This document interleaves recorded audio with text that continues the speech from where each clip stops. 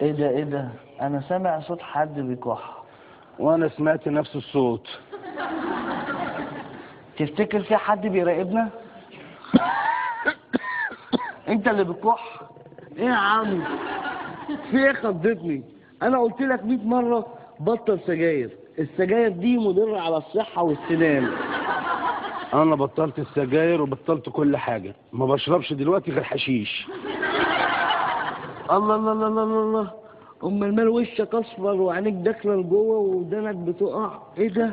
ايه البتاعه السودا اللي طلعت لك دي؟ ايه ده؟ يبقى انا بموت. لا انت هتموت لو ما رحتش للدكتور. دكتور؟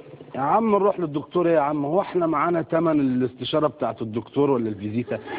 ده احنا فلوسنا كلها مضيعينها على الحشيش. صح، هنجيب فلوس منين؟ نجيب فلوس منين؟ انا اقول لك، احنا نروح العراق نجيب فلوس. انت عايزني اروح العراق واسرق؟ لا.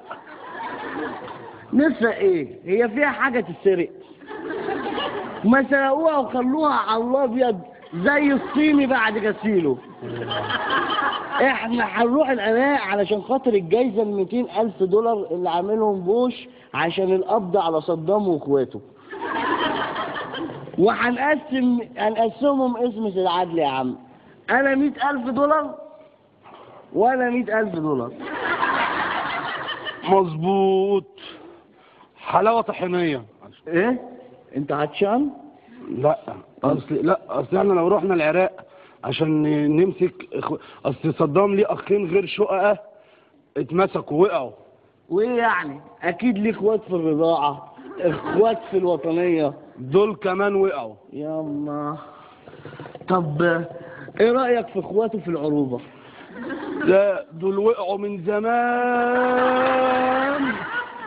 يا ليلى مش باين لها لون ياما، انا كده معنوياتي بقت في الارض. خد لك نفسين وهتلاقي معنوياتك بقت عالية قوي قوي قوي. اترفع يا معنوياتي، اترفع يا بس لقيتها. ايه رأيك في اخواته الاشقاء؟ لا انا دول عدمهم. ليه؟ علشان لما يخشوا الامريكان ما يقتلوهمش. ماشي على المقولة اللي بتقول بيدي لبيد الامريكان. عربي اصيل.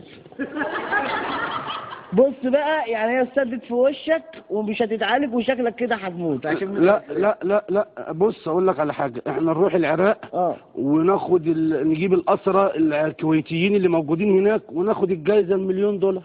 صح كده اتحلت، ونقسمهم قسمة العدل. انت $500,000 وانت $500,000. بس قول لي ايه؟ الا $1,000,000 يجيبوا كام كيلو حشيش؟